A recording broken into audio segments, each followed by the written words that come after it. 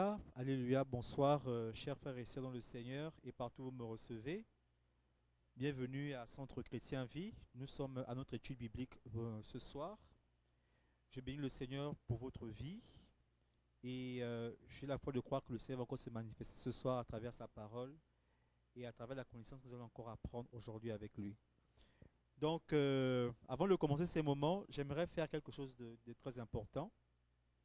C'est comme un petit témoignage. Je pense que c'était dans la nuit de samedi. Dans la nuit de samedi, j'ai reçu un appel venant des États-Unis d'une grande sœur que je connais très bien, précisément dans l'État d'Oklahoma. Je ne dirai pas le nom de la grande sœur en question. Je sais qu'elle va suivre cette vidéo. Et je voulais profiter de ces moments pour lui dire merci. Parce qu'elle m'a dit qu'en fait, elle a écouté les enseignements et qu'elle a été bénie. Et je me rappelle, c'était samedi soir, je conduisais dans la nuit. Et elle m'a beaucoup fortifié par rapport à tout ce que nous faisons ici, tout le travail que nous abattons ici. Et ça m'a beaucoup encouragé dans mon esprit de savoir qu'il y a des personnes qui sont vraiment réceptives à tout ce que nous faisons ici, parce que c'est très important. Et aussi, pour la petite chose, cette grande sœur en question et moi, nous avons une histoire importante. Nous avons une histoire très intéressante. Elle fait partie de mon témoignage parce que pour ceux qui ne le savent pas, moi j'ai été étudiant aux États-Unis dans l'État d'Oklahoma, où j'ai passé 5 ans, où j'ai fait 5 sur 5. J'ai été à l'Université de Central Oklahoma aux États-Unis. Et c'était l'une des seules personnes qui, pendant les fêtes, les fêtes de l'an, les fêtes de Noël, qui m'invitait souvent à la maison manger chez elle.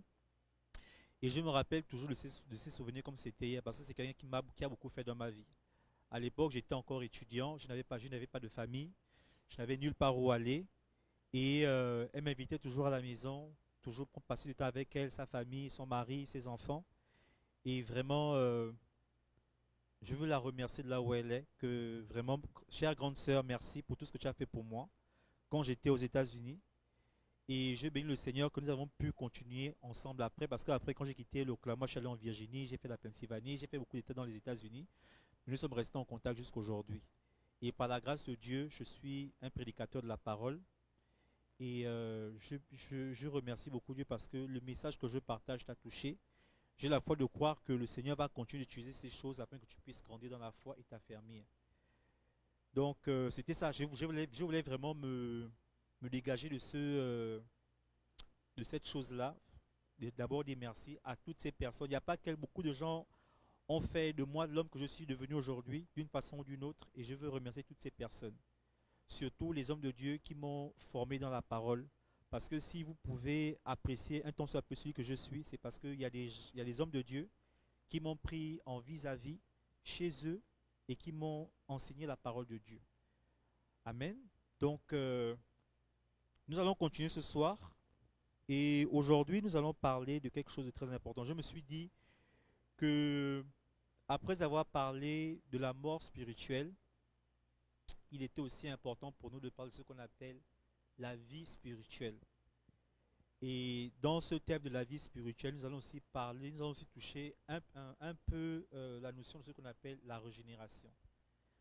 Donc, c'est un peu le plan pour ce soir. Et nous allons faire un petit récapitulatif parce que j'ai vraiment envie que ce soir, je puisse faire asseoir tout ce que nous sommes dit pendant ces 3 dernières semaines. J'ai maintenant envie de faire asseoir ces choses. Ok? Donc, nous allons commencer d'abord à lire la parole de Dieu dans Jean 4, à partir du verset 23. Je crois que c'est la Bible du semeur, parce que je vois BSD, c'est la Bible du semeur. Jean 4, à partir du verset 23 jusqu'à 24. On va lire 2 versets. Le premier, c'est Jean 4, à partir du verset 23 jusqu'à 24. J'ai la parole de Dieu, la Bible déclare ceci.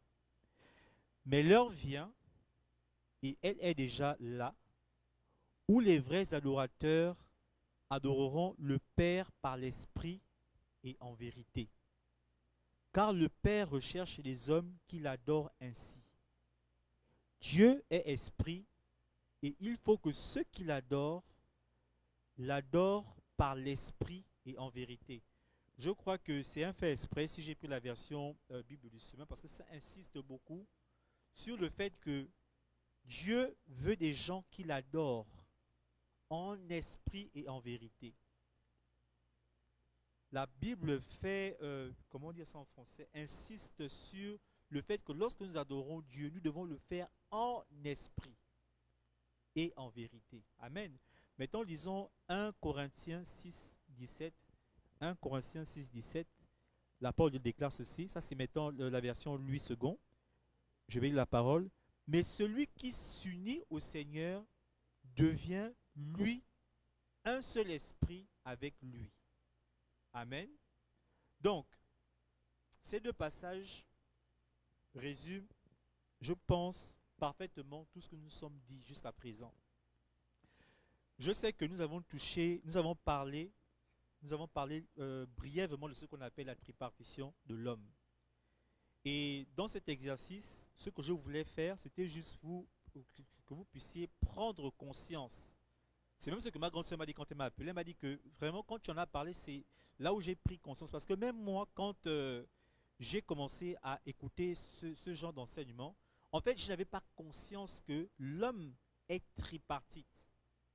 C'est-à-dire, l'homme a une âme, l'homme a un corps, l'homme a un esprit. L'homme est tripartite. Et c'est très important.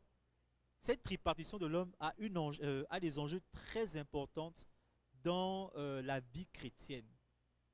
Et comme je l'ai dit tantôt, nous ne sommes pas rentrés en profondeur parce que ce sont des choses qui prennent du temps dans l'enseignement. Parce que lorsque si par exemple nous serions allés en profondeur, nous aurions parlé par exemple de l'importance du corps, l'importance de l'âme, l'importance de l'esprit, comment ces entités en fait interagissent et tout ce qui va avec. Mais ce n'était pas ça le but de ce que nous avons fait jusqu'à présent. Le plus important pour l'instant, pour cet enseignement que nous faisons, c'était de comprendre que l'homme étant tripartite, la partie de l'homme qui est directement reliée à Dieu, c'est ce qu'on appelle l'esprit. Voici pourquoi, dans les versets que j'ai lus tantôt, la Bible déclare et insiste que même le Père Dieu, quand il cherche les hommes, qu'il adore en esprit et en vérité. En esprit et en vérité. Voici pourquoi, si tu viens à l'église seulement de corps, alors qu'en réalité tu n'es pas là en esprit avec lui, Dieu ne te connaît pas. Et je pense que nous avons beaucoup insisté sur l'esprit et comment ces choses en fait s'impliquent dans la vie de l'homme et surtout dans la vie du chrétien. Donc c'est ça, juste pour dire que vous devez comprendre que lorsque nous parlons de la tripartition de l'homme, Dieu a créé l'homme de façon tripartite pour un but. Ça veut dire quoi? Ça veut dire que le corps a un but précis. Il y a une raison pour laquelle Dieu a créé le corps. Mais il y a aussi une raison pour laquelle Dieu a créé l'âme et Dieu a créé l'esprit. Et par la grâce de Dieu, quand je me sentirai équipé pour faire cet enseignement profond sur l'âme, le corps et l'esprit, nous irons en détail par rapport à ces trois choses. Mais retenez seulement, pour résumer rapidement tout ce qu'on a fait depuis ces 3 semaines, que c'est l'esprit de Dieu, c'est l'esprit de l'homme, désolé, qui rentre directement en relation avec Dieu. Quand Dieu te regarde, il voit ton esprit. C'est ton esprit qui cherche. Et je pense la semaine passée, nous avons fait un effort d'expliquer pourquoi en fait l'esprit du corps, de l'âme, pourquoi c'est l'esprit qui a beaucoup plus d'importance pour Dieu. Parce qu'en réalité, nous avons dit la semaine passée que c'est comme, en fait, l'esprit émane du souffle de Dieu. C'est comme si Dieu avait donné naissance à notre esprit. Et il a mis ça en l'homme. Donc, cela résume un peu ce que nous avons dit la semaine passée. Maintenant, une chose importante sur laquelle je voulais aussi insister, c'était le fait que il faut aussi comprendre que l'homme est le seul être humain, pas être humain, est le seul être, je précise bien être, qui a été créé à l'image et à la ressemblance de Dieu. Je répète, l'homme est le seul être qui a été créé à l'image et à la ressemblance de Dieu. Je vous l'ai dit comme une énigme, il y a plusieurs types d'esprits. Et jusqu'à présent, nous avons pu élucider, nous avons pu parler de deux sortes d'esprits. Le premier esprit qui est l'esprit de Dieu, qui est l'esprit incréé et qui est l'esprit créateur. Et le deuxième esprit qui est l'esprit de l'homme, de la race humaine. Mais il y a plusieurs autres types d'esprits. Mais j'ai envie de vous donner l'envie de découvrir, de chercher de vous-même, hormis l'Esprit de Dieu, incréé et créateur de tous les esprits, et l'Esprit de l'homme, quels sont les autres esprits? J'aime bien enseigner comme ça parce que, vous savez, ayant été formé par un enseignant pur, en la personne du pasteur Willy Poitiers du côté de la Philadelphie, quand il me parlait souvent, il avait la réponse, mais il ne me le disait pas parce qu'en fait, il voulait aiguiser ma curiosité, en fait, mon envie de rechercher. Et à chaque fois que lui et moi on discutait, quand je sens que à ce niveau il y a un mystère, je sais qu'il connaît la réponse, mais il ne veut pas me dire. Moi de mon côté, qu'est-ce que je vais faire? Il aimait toujours, et c'est pour ça qu'il m'a beaucoup aimé en fait, parce que moi j'étais le genre d'étudiant. Quand je lui pose la question, il fait un mystère, il ne me dit pas là, il ne me donne pas la réponse. Mais quand je vais partir, je vais tout faire pour chercher, lire la Bible, fouiller, essayer de comprendre pourquoi tel. Après, je vais revenir. Je vais revenir, je vais dire que non, parce que ce que j'avais dit la dernière fois, je pense que c'est ça que ça veut dire. Est-ce que c'est vrai? Après, et après, lui de me dire que non, j'en parlerai bien lors d'un enseignement où je vais expliquer étape par étape. Parce que vous savez, même Jésus-Christ pouvait dire que on ne donne pas les bonnes choses aux petits chiens. En fait, c'était une façon de dire que vous savez, il y a des choses que lorsque on ne donne pas juste ça dans le vent. Parce que si tu donnes ça juste dans le vent, juste une information comme ça, sans expliquer, en fait, ça ne rentre pas dans l'esprit de la personne. Ça ne se soit pas comme une connaissance solide en la personne. Voici pourquoi nous faisons ce qu'on appelle l'étude biblique. Moi, je bénis beaucoup le Seigneur parce que ce dimanche, par exemple, nous avons eu la visite d'un pasteur qui a prêché. Et ce que j'ai beaucoup aimé, c'est parce que quand il prêchait, cela renforçait déjà les connaissances que j'avais sur certains concepts. Par exemple, quand il parle de la vie éternelle, il parle de beaucoup de choses. Et c'est ça l'enseignement. L'enseignement, en fait, c'est un fondement, c'est un soubassement. C'est-à-dire que quand tu construis la maison, tu crées un soubassement. C'est ça l'importance de l'étude biblique. Mais aujourd'hui, dans nos églises, malheureusement, les gens négligent beaucoup l'importance de l'étude biblique. L'étude biblique est très importante pour former ce qu'on appelle la fondation. Si jusqu'aujourd'hui tu es faible, si jusqu'aujourd'hui tu n'arrives pas à t'en sortir dans la vie chrétienne, ou bien tu trouves ou bien tu n'as pas, tu trouves que la vie chrétienne n'a pas de goût, ou bien est amère pour toi, c'est parce qu'en réalité tu n'es pas bien, tu n'es pas fondé sur les rudiments solides de celle-ci.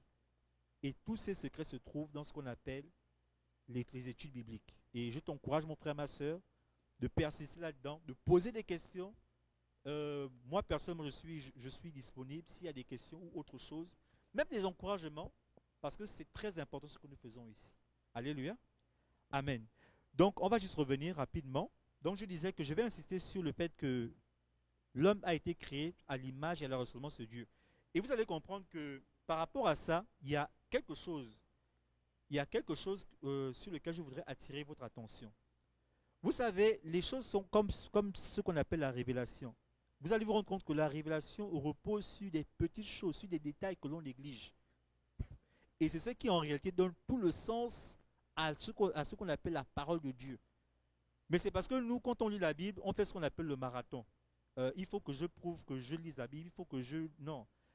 La Bible parle de méditer, de lire et de méditer. Méditer, quand tu médites, ça veut dire que tu sondes les Écritures pour qu'on pourra voir la révélation.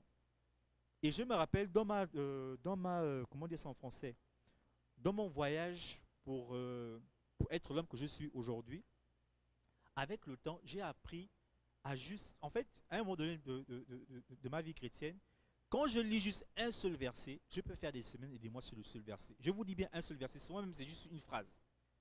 Et le Saint-Esprit m'enseigne des choses et des choses. Et ça, je me suis rappelé, parce qu'à l'époque, j'étais en Virginie, je me suis rappelé ce que le pasteur, mon pasteur me disait souvent, il me disait qu'à un moment donné, à force de t'efforcer à lire, à essayer de comprendre les Écritures, tu vas voir que le Saint-Esprit va comme enlever les écarts. Et quand tu vas lire les Écritures, c'est comme si en fait, quelque chose de nouveau, c'est comme si en fait des révélations vont sortir à chaque fois. Et c'est à ce niveau-là que je suis arrivé avec Dieu à un moment donné de ma vie. Et je bénis beaucoup le Seigneur. Et je veux vraiment que ce soit aussi quelque chose qu'il te donne. Parce que c'est important de chercher à connaître Dieu. Il faut avoir la passion de ces choses. Alléluia. De la même façon que tu as la passion pour tes études, tu as la passion pour un métier, tu as la passion pour... Quelle que soit la chose pour laquelle tu as la passion, trouve aussi de la passion dans les Écritures, dans la recherche de connaître qui est Dieu, qui est ton Sauveur. Donc, je vais lire Genèse 1. Écoutez très bien. Je vais lire Genèse 1. Genèse 1 à partir du verset 24. Genèse 1 à partir du verset 24, j'ai la parole de Dieu. Écoutez très bien. La Bible dit ceci. Dieu dit que la terre produise des animaux vivants selon leur espèce, du bétail, des reptiles et des animaux terrestres selon leurs espèces, et cela fut ainsi. Verset 25. Dieu fit les animaux de la terre selon leurs espèces, le bétail selon son espèce, et tous les reptiles de la terre selon leurs espèces. Dieu vit que cela était bon. Puis Dieu dit, faisons l'homme à notre image, selon notre ressemblance, et qu'il domine sur les poissons de la mer, sur les oiseaux du ciel, sur les bétails, sur toute la terre et sur tous les reptiles qui rampent sur la terre. Verset 27, la Bible déclare ceci. Dieu créa l'homme à son image, il le créa à l'image de Dieu, il créa l'homme et la femme.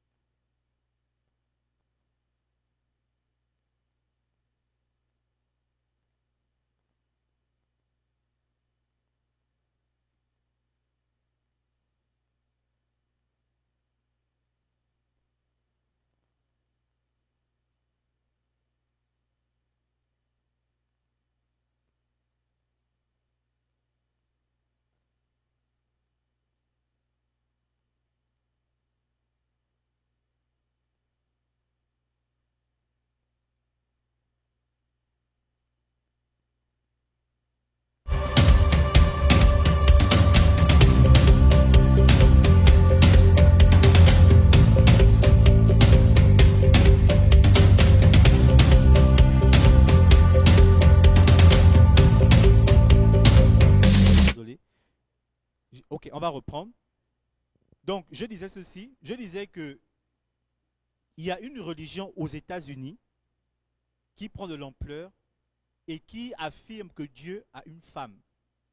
À cause du verset 25 qui dit que lorsque Dieu a créé l'homme à son image, il a créé l'homme et la femme. Par ricochet, ça veut dire que Dieu a une femme. Maintenant, ce que j'ai dit à cet Asiatique-là, je lui ai dit, le problème c'est quoi? C'est que déjà, il faut aller dans la profondeur des Écritures. Le mot Dieu de Genèse veut dire en réalité Elohim, c'est Elohim. C'est un mot pluriel. En fait, c'est un mot pluriel qui retranscrit ce qu'on appelle le mystère de la Trinité. Ça veut dire trois personnes en un. C'est-à-dire Dieu le Père, Dieu le Fils, Dieu le Saint-Esprit. Et pour lui prouver ça, je lui dis, écoute, si tu lis à partir du verset 26, la Bible dit que puis Dieu dit, faisons l'homme. Ça veut dire qu'il n'était pas seul, il y avait d'autres personnes. Et pour comprendre qui étaient ces personnes-là, par exemple, quand nous parlons de Dieu le Fils, quand nous parlons du Fils, par exemple, nous pouvons le comprendre dans Colossiens 1 à partir du verset 12. Là où la Bible déclare clairement que Jésus était au début de la création. Il était au commencement. Que toute la création a été faite par lui et pour lui. Donc Jésus était là. Et il n'y a pas mention de femme. Et quand on lit la Bible après les événements de Genèse, à aucun moment Dieu ne confirme l'existence d'une femme. Ça, c'est juste entre parenthèses. Maintenant, nous allons lire Genèse 2. Je suis en train de démontrer quelque chose. Je vais démontrer quelque chose à travers ceci. Ok, ne vous perdez pas. Nous parlons, je veux insister sur le fait que l'homme a été créé à l'image et à la ressemblance. Vous allez comprendre pourquoi c'est important de comprendre l'image et la ressemblance par rapport au thème que nous avons pour ce soir. Maintenant, je dis Genèse 2 à partir du verset 4. La Bible déclare ceci. Voici les origines des cieux et de la terre quand ils furent créés, lorsque l'Éternel Dieu fit une terre et des cieux. Aucun arbuste des champs n'était encore sur la terre et aucune herbe des champs ne germait encore. Car l'Éternel Dieu n'avait pas fait pleuvoir sur la terre et il n'y avait point d'homme pour cultiver le sol. Mais une vapeur s'éleva de la terre et arrosa toute la surface du sol. Verset la Bible déclare ceci. L'Éternel Dieu forma l'homme de la poussière de la terre. Il souffla dans ses narines un souffle de vie et l'homme devint un être vivant. Bon. Voici ce qu'on va faire. Voici ce qui se passe. Dans Genèse 1, Dieu décide d'avoir un projet. Il dit, faisons l'homme à notre image, selon notre ressemblance. Et dans Genèse 1, la Bible mentionne clairement que Dieu créa l'homme à son image. Mais dans Genèse 1, Dieu ne fait pas mention de la ressemblance. La Bible est claire et précise bien que dans Genèse 1, il s'est arrêté à l'image. Et vous devez comprendre que quand on parle d'image, l'image, c'est par exemple comme la photo d'une personne. Vous avez par exemple ma photo. Vous voyez ma photo, mais je ne suis pas la personne. Un exemple très simple aussi. Actuellement, pour ceux qui nous regardent en ligne, vous êtes en ligne, vous me regardez en ligne. Ce que vous voyez actuellement, c'est mon image. Mais ce n'est pas moi. C'est ça l'image. C'est-à-dire que le vrai moi est peut-être à des milliers de kilomètres de vous, mais l'image, vous pouvez le voir à votre écran. Amen. C'est ça l'image.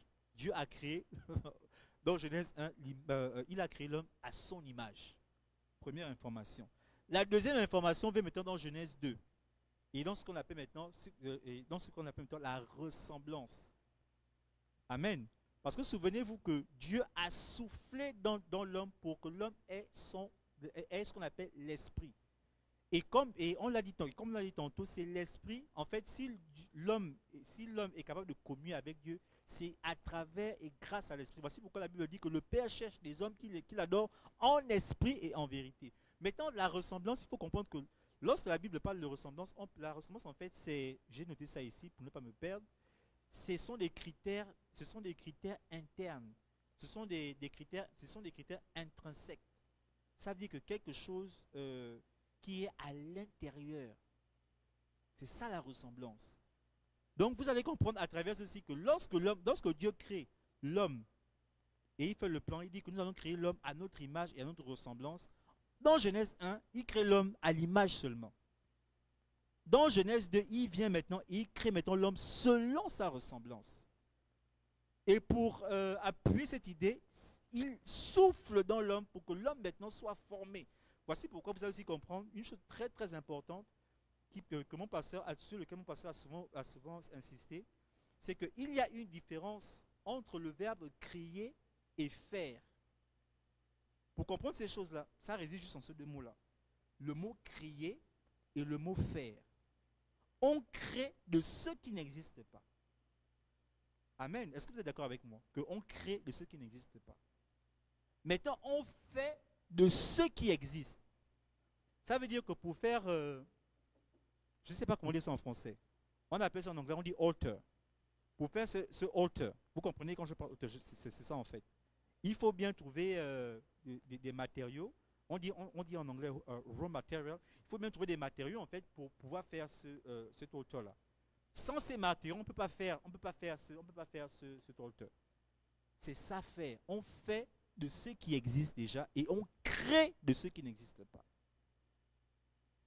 L'image et la ressemblance. Pour insister sur le fait que c'est grâce à l'Esprit de Dieu que tu lui ressembles. C'est grâce à ton esprit que tu ressembles à Dieu. Amen. Donc, nous allons poursuivre. Et je vais refermer cette parenthèse pour toujours insister que vraiment, parce que nous allons parler de la vie spirituelle, que la seule partie de l'homme qui est capable de communier, c'est-à-dire qui est capable d'adorer, qui est capable de prier, qui est capable, c'est l'esprit de l'homme. Voici pourquoi la vie chrétienne est une vie spirituelle. Parce qu'elle engage ton esprit. Et voici aussi pourquoi tu ne peux pas mentir vis-à-vis de Dieu. Parce que quand tu pêches, tu meurs et Dieu le voit. En fait, tu es transparent devant Dieu. Quel que soit comment tu te camoufles, quel que soit comment tu te comportes et te portes en apparence, Dieu ne voit pas toutes ces choses. Dieu regarde à ton esprit. Et c'est là qu'il peut discerner que lui là, il est dans le péché, lui là, il est avec moi, lui là, il est avec moi en vérité, lui là, lui là, lui là. Ça ne sert à rien de jouer, de faire ce qu'on appelle de jouer des jeux avec Dieu, parce que Dieu nous voit clair. Et c'est en cela, parce qu'en réalité, il ne voit pas le corps. L'apparence que nous embellissons avec le workout, moi par exemple qui fais les arts martiaux, voilà, on pousse le corps, on fait gonfler les muscles. Non, Dieu voit l'esprit. Et voici pourquoi, par la grâce de Dieu, quand j'aurai le courage de faire l'enseignement sur la tripartition de l'homme, vous allez comprendre comment vous devez entretenir votre esprit. C'est très très important. De la même façon que tu entretiens ton corps, tu t'habilles bien, tu portes des belles chaussures, tu as une belle apparence. C'est de la même façon aussi, tu dois aussi entretenir ton esprit. Et il y a une façon de pouvoir entretenir son esprit. Amen. Ok. Donc, nous évoluons. Nous allons maintenant parler de la vie spirituelle en elle-même. Mais, pour comprendre ça, nous allons encore revenir encore sur un autre concept dont nous avons discuté pendant cette semaine. C'est toujours par rapport à ce qu'on appelle la mort spirituelle. Parce qu'en réalité, après, comment dire ça en français?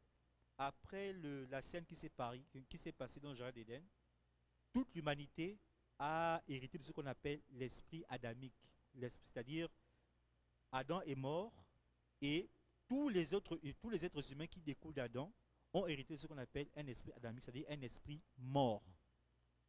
Donc, nous avons dit que tous ces temps-ci que la mort spirituelle en réalité c'est la séparation d'avec Dieu. C'est-à-dire que c'est être physiquement vivant, mais être considéré comme mort devant Dieu. Amen. C'est-à-dire que oui, tu es vivant comme Adam. Il est sorti du jardin d'Éden. Il avait oublié que Dieu avait dit que le jour que tu vas manger le fruit, tu vas mourir. Mais lui, il est sorti. Il dit que, oh, mais Dieu avait dit que je devais mourir, mais je ne suis pas mort. Il est sorti. Je ne sais pas trop à quoi il pensait. Mais en réalité, c'est là en fait que la mort est rentrée dans l'humanité. Et c'était la mort de l'esprit. C'est-à-dire que physiquement, tu peux être vivant, mais tu es mort. Voici pourquoi vous ne devez pas, vous savez, une chose très importante, parce que je comprends que, et beaucoup de gens, surtout quand on fait l'évangélisation, on a beaucoup de ces retours-là. On compare beaucoup notre vie aux autres. Oh, mais lui ne prie pas, mais comment il réussit? Lui ne fait pas les prières, lui, il ne s'engage pas dans le Seigneur. Mais le problème, ce n'est pas au niveau de s'il réussit dans la vie physique ou pas. Le problème, c'est que lui, il est mort. Lui, il est mort. Et toi, tu es vivant en Jésus-Christ.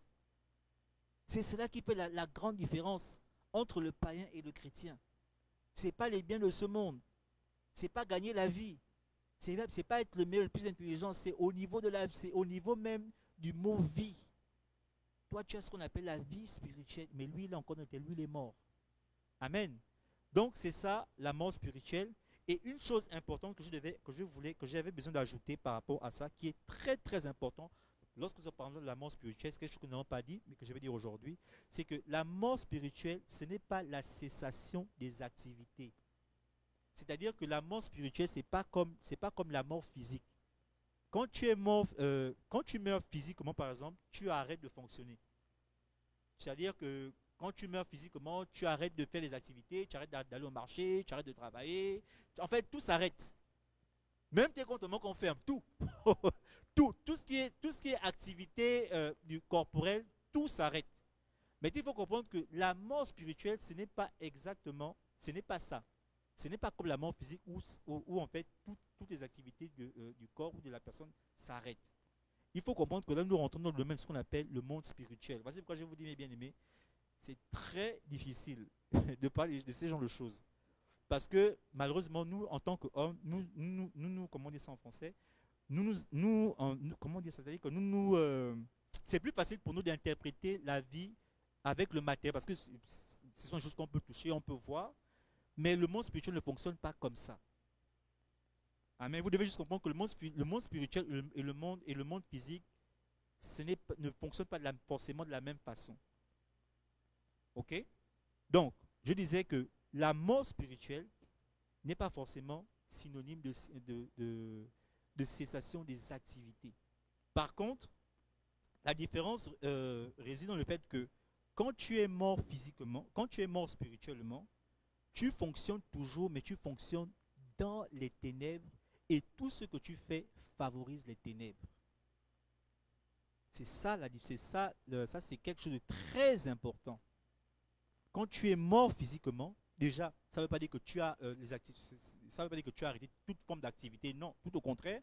Tu peux toujours performer, tu performes toujours des activités, mais tout ce que tu fais, tu le fais dans les ténèbres et favorise les ténèbres. On va lire la parole de Dieu pour que vous compreniez cela. La Bible déclare dans Éphésiens 5, à partir du verset 8, écoutez bien. Autrefois, certes, vous apparteniez aux ténèbres, mais à présent, par votre union avec le Seigneur, vous appartenez à la lumière. Comportez-vous donc comme des enfants de la lumière, car le fruit produit par la lumière, c'est tout ce qui est bon, juste et vrai. Efforcez-vous de discerner ce qui plaît au Seigneur. Ne participez pas aux pratiques stériles que favorisent les ténèbres, mais démasquez-les plutôt. La Bible dit qu'autrefois vous apparteniez aux ténèbres. Est-ce que quand tu étais païen, tu peux te rappeler d'un jour où tu as vu les ténèbres au-dessus de ta tête? Mais la Bible dit clairement qu'avant tu appartenais aux ténèbres. Mais comment est-ce possible? Et tout ce que tu faisais allait dans le sens de favoriser les ténèbres. Non, mais à un moment donné, il faut qu'on soit un peu sérieux. Et pour ceux qui sont nés de nouveau, ça fait peut-être quelques mois ou bien quelques années. Est-ce que vous vous rappelez que vous avez les ténèbres, partout où vous marchez, vous avez les ténèbres au-dessus de la tête, les ténèbres, vous suivez les ténèbres? Non. Il n'y avait pas de ténèbres. C'était spirituel. Quand tu ne connaissais pas Christ, tu étais dans les ténèbres. Et tout ce que tu faisais favorisait les ténèbres. Alléluia. Il faut comprendre ça. La mort spirituelle, ça veut dire que tu es dans une région. En fait, ça veut dire que tu es situé dans une région, tu es dans ce qu'on appelle la région des ténèbres. Et tout ce que tu fais favorise les ténèbres. Ça veut dire que tu n'arrêtes pas, tes activités, c'est pas parce que tu es mort physiquement, mort spirituellement, excusez-moi, que tu as arrêté de fonctionner. Tout au contraire, tu fonctionnes, mais tout ce que tu fais favorise les ténèbres. Voici pourquoi moi je vous dis, et j'aime toujours le dire, quand je rencontre quelqu'un qui ne connaît pas le Seigneur et qui fait du mal, mais je dis, mais c'est normal. Mais qu'est-ce que vous voulez qu'il fasse? Si tu ne connais pas Jésus, c'est tout à fait normal que tu fasses du mal. Il n'y a que ça que tu peux faire. Il n'y a que ça que tu connais. Parce que tu es dans les ténèbres et c'est tout à fait normal. Ce n'est pas pour encourager, mais c'est ce que la Bible dit, c'est la vérité de la parole de Dieu. C'est pas possible pour toi de faire du bien en étant dans les ténèbres. Et aussi une chose importante, les gens confondent souvent la moralité et la vie chrétienne. Et ça, c'est très important. Écoutez, je vais vous dire quelque chose. Ok, nous vivons au Canada. Le Canada dit ne tue pas. La Bible aussi dit ne tue pas. Bon, si je fais ce que le Canada, si je fais ce que la loi canadienne dit ne tue pas, mais ça veut dire que je suis chrétien. Mais ce que ça veut dire, vu que la Bible aussi dit ne tue pas, et que moi je respecte la loi canadienne qui dit ne tue pas, c'est quoi la différence entre les deux? Non, mais posez-vous la question. C'est ça qu'on appelle la moralité. Et je vais revenir dessus en profondeur sur un autre enseignement. Mais gardez ça à l'esprit. Qu'est-ce qui fait la différence lorsque les lois de la société où je vis disent ne fais pas des choses que la Bible aussi dit ne fais pas? C'est quoi la différence entre les deux? Amen. Donc, maintenant, la vie spirituelle. Je vais la parler dans Jean 11 à partir du verset 25. Jean 11 à partir du verset 25. La Bible déclare ceci.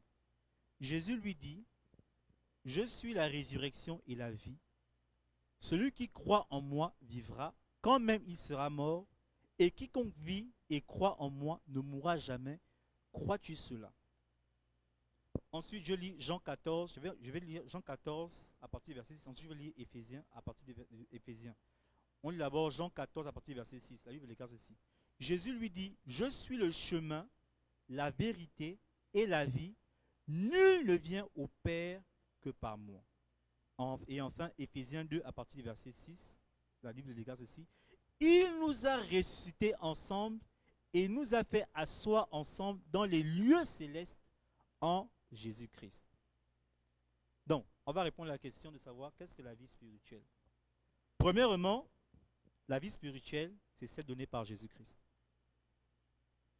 Quand Jésus-Christ dit, je suis la vie, je suis venu donner la vie, et j'ai aussi même manqué un verset, vous pouvez aussi lire à la maison Marc 10 à partir du verset 45. Marc 10 à partir du verset 45, là où il dit clairement que je suis la vie, c'est moi qui donne la vie. La vie spirituelle, c'est la vie donnée premièrement par Jésus-Christ. Ça, c'est la première définition. La deuxième chose, c'est que la vie spirituelle, c'est le rétablissement de la relation brisée entre Dieu et les hommes. Très important. Parce que le fond de tout ça, le nerf de la guerre, c'était la relation brisée entre Dieu et l'homme. Si aujourd'hui tu peux t'appeler enfant de Dieu, tu as eu ce pouvoir de pouvoir devenir enfant de Dieu et que Jésus-Christ soit ton co-héritier, c'est grâce à la vie spirituelle donnée par Jésus-Christ. Et enfin, la dernière chose, c'est la vie spirituelle, c'est celle qui nous fait asseoir dans les lieux célestes. Parce que souvenez-vous, je vous ai dit tantôt que lorsque nous étions dans les ténèbres, lorsque nous étions morts spirituellement, on opérait et on vivait dans les ténèbres. Maintenant, il faut bien que par la vie spirituelle donnée par Jésus-Christ, nous puissions maintenant quitter ces ténèbres pour être maintenant dans les lieux célestes, c'est-à-dire dans la lumière avec Christ. Maintenant, Dieu nous voit. C'est dommage que je n'ai pas de tableau parce que j'aime beaucoup faire des démonstrations avec les tableaux. Comprenez que ici, par exemple, disons que ici c'est noir. Je suis dans le noir. La vie spirituelle donnée par Jésus-Christ nous permet d'aller maintenant dans la lumière. Ici, maintenant, il y a la lumière et d'être vu par Dieu. C'est aussi simple que cela. Amen.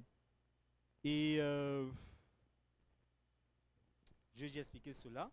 On va aussi un peu insister sur ce que j'ai dit, ce qu'on appelle les lieux célestes en parlant de la lumière dans 1 Jean 1 à partir du verset 5. Bon, vous pourrez lire ça à la maison parce qu'on n'aura pas assez de temps. J'ai envie de finir ça aujourd'hui. Donc, vous devez comprendre cela comme ça. Maintenant, il y a deux choses dont je ne vais pas discuter, je n'irai pas en profondeur dessus aujourd'hui, surtout l'une d'entre elles. Maintenant, vous devez comprendre qu'en réalité, quand nous lisons la Bible, Jésus-Christ, parce que c'est Jésus qui parle à chaque fois de la vie. C'est Jésus qui donne la vie, c'est lui qui parle à chaque fois de la vie. Quand Jésus parle de la vie, il dit je suis la vie, je donne la vie, c'est moi qui donne la vie. Il ne dit pas clairement la vie spirituelle. Mais nous savons que lorsqu'il parle de la vie, il ne parle pas de la vie biologique. Parce qu'à la fin de la journée, les hommes mourront. Quel que soit combien de fois tu aimes la vie, tu adores la vie, tu investis dans cette vie, tu investis sur tes enfants et sur tout ce qui va avec. Tout cela va périr. Donc quand Jésus-Christ dit, je suis la vie, je donne la vie, il ne parle pas de la vie biologique, mais il parle de la vie spirituelle. Amen. Maintenant dans la Bible, on parle beaucoup de ce qu'on appelle la vie éternelle. Et je voulais expliquer rapidement c'est quoi la vie éternelle, mais aussi, il faut aussi comprendre que dans le processus de la vie spirituelle, il y a ce qu'on appelle la régénération, qu'on appelle communément la nouvelle naissance. C'est la nouvelle naissance qui te fait rentrer dans ce qu'on appelle la vie spirituelle. Et la vie spirituelle, c'est la racine de ce qu'on appelle la vie éternelle. Et pour avoir des informations sur c'est quoi la vie éternelle, vous pourrez lire à la maison parce qu'on n'aura pas beaucoup de temps. Vous pourrez lire à la maison. Ah, où est-ce que j'ai mis ces versets-là? Ok. Je vais citer ces versets ici. Vous pourrez lire à la maison. Jean 17, du verset 1 à 3. Jean 17, du verset 1 à 3. Vous pourrez aussi lire Jean 3, 36. Et vous pourrez lire Romains 6, 23. Là où Jésus-Christ parle clairement de la vie éternelle. Et juste pour récapituler et finir cet enseignement, vous devez comprendre ceci. Pour que nous puissions quitter les ténèbres vers la lumière, il faut ce qu'on appelle la régénération. Et la régénération, en fait, c'est ce qu'on appelle la nouvelle naissance. Parce que de la même façon que lorsque un enfant naît pour rentrer dans le monde terrestre, il faut aussi que nous puissions naître pour rentrer dans le monde céleste. Il faut cette transition-là. Et vous pourrez relire l'histoire de Nicodème. Je donne ça vraiment en bref. Ça sont les notions sur lesquelles on va rentrer en profondeur prochainement, par la grâce de Dieu. Et c'est en cela que, par cette nouvelle naissance qu'on appelle la régénération, nous sommes capables de rentrer dans ce qu'on appelle la vie spirituelle. Maintenant, la vie spirituelle, ce n'est que le début, ce n'est que la racine de ce qu'on appelle la vie éternelle. Et la vie éternelle, en réalité, c'est l'accomplissement et, comment on dit ça en français, l'accomplissement de la promesse finale, la vie éternelle. Et j'ai béni beaucoup le Seigneur parce que quand l'homme de Dieu ici a prêché, il parlait de ça, il disait que nous vivons maintenant éternellement. Et c'est vrai. Parce que si vous avez compris tout ce que j'ai dit jusqu'à présent, le corps va périr, mais vu que nous avons la vie dans l'esprit, et que normalement, avec la vie dans l'esprit, nous ne périrons pas. C'est maintenant que ça commence. Ça a commencé maintenant. Ça a commencé le jour, dès que tu as commencé à croire en Jésus-Christ, la vie éternelle a commencé. Et c'est cela qui va te suivre toute ta vie jusqu'à dans l'éternité. C'est pour ça que je dis que la vie éternelle, c'est l'accomplissement de la promesse à venir et future. Mais tout commence par la racine de ce qu'on appelle la vie spirituelle. Et la vie spirituelle n'est possible que par ce qu'on appelle la régénération, qui est en réalité ce qu'on dit être la nouvelle naissance. Et la nouvelle naissance, c'est juste de la même façon que lorsque nous naissions, nous sommes équipés pour vivre la vie terrestre. De la même façon, la nouvelle naissance nous équipe aussi pour pouvoir vivre la vie spirituelle et de facto de ce qu'on appelle la vie éternelle. Donc, il y avait beaucoup à dire. J'essaie de récapituler vite fait tout cela parce que j'ai vraiment envie de finir avec une prière. Je bénis beaucoup le Seigneur parce que pendant ces semaines, j'ai la foi de croire que nous avons beaucoup appris. Je vais maintenant, par la grâce de Dieu, insister sur ces choses en sachant que j'ai déjà prêché dessus. C'est vrai, maintenant je vais revenir sur des points clés comme la vie éternelle, la régénération. Ça, c'est les choses sur lesquelles je n'ai pas vraiment insisté, je reviendrai forcément par la grâce de Dieu. Mais sur ce dont j'ai déjà insisté, vous allez voir que moi, mon style, c'est quoi? C'est que je pose des bases pour que quand maintenant je viens parler d'autres choses plus importantes ou bien qui reposent sur ces bases-là, j'insiste en disant que j'ai déjà parlé de ces choses, c'est à vous de continuer vos recherches ou bien à vous de rafraîchir votre mémoire par rapport à ce que j'ai dit. Nous sommes ici des enseignants de la parole de Dieu. Je vous ai dit une chose importante, j'ai envie de vous transmettre l'amour, la passion des Écritures. Parce que c'est ce qu'on m'a donné. Et c'est ça qui m'a aidé. Quand j'ai quitté Philadelphie, la Pennsylvanie pour la Virginie, je me suis retrouvé seul. Et le Saint-Esprit m'a dit que Ronis, c'est vrai, tu te retrouves seul, mais la semence est en toi. Et c'est pour ça que j'ai continué dans l'étude de la parole de Dieu. Et c'est ce que je veux transmettre. Pour que demain, après-demain, même si tu te retrouves isolé, seul, loin de tout, tu puisses maintenant être cette lumière qui va briller sur les hommes, qui va apporter l'évangile. C'est vraiment ça mon souhait ultime. Amen. Donc je vais prier, je vais clôturer. Père éternel, je te bénis, je te rends grâce. Parce que je sais que beaucoup de gens écoutent ces messages, beaucoup de gens les suivent. Seigneur, je ne suis pas le meilleur des enseignants. Mais j'ai la foi que toi, tu as dit que tu es le plus grand, tu es le maître, tu connais mieux ces choses, mieux que moi-même. Et que tout ce que j'ai fait aujourd'hui, ce n'est que mettre la semence dans le cœur de quelqu'un ce soir. Et que à travers cette semence, tu vas continuer de faire pleuvoir, afin que cette semence puisse grandir dans son cœur. Jésus, je sais que l'étude biblique, c'est quelque chose de tellement sensible. Mais j'ai la foi de croire que toute chose est possible à celui qui croit. Touche les cœurs, même de ceux qui sont encore dans les ténèbres, et qui vont écouter ce message de lumière, Seigneur, qu'ils sortent, qu'ils réalisent l'état là où ils sont, qu'ils réalisent l'endroit, qu'ils réalisent, Papa, la gravité du lieu où ils sont, et qu'ils reviennent à la lumière, parce que tu es lumière, tu es Dieu. Seigneur, ma plus grande joie serait que tu sauves tout le monde. Et nous allons nous battre dans cette église pour réaliser cela. Touche tes enfants, touche leur cœur. Tu connais les difficultés, tu connais les peines, tu connais les souffrances, tu connais par quoi ils passent. Et toi, ce que tu peux faire dans leur vie. Je te bénis, Seigneur, parce que je quitte ces lieux, mais je leur laisse ta parole qui est plus puissante, qui a une puissance incalculable et qui peut continuer de toucher là où, Seigneur, moi, en tant qu'être humain limité, je n'ai pas pu toucher. C'est au nom de Jésus-Christ que j'ai prié et que je dis Amen. Merci beaucoup. Bonne soirée à tous.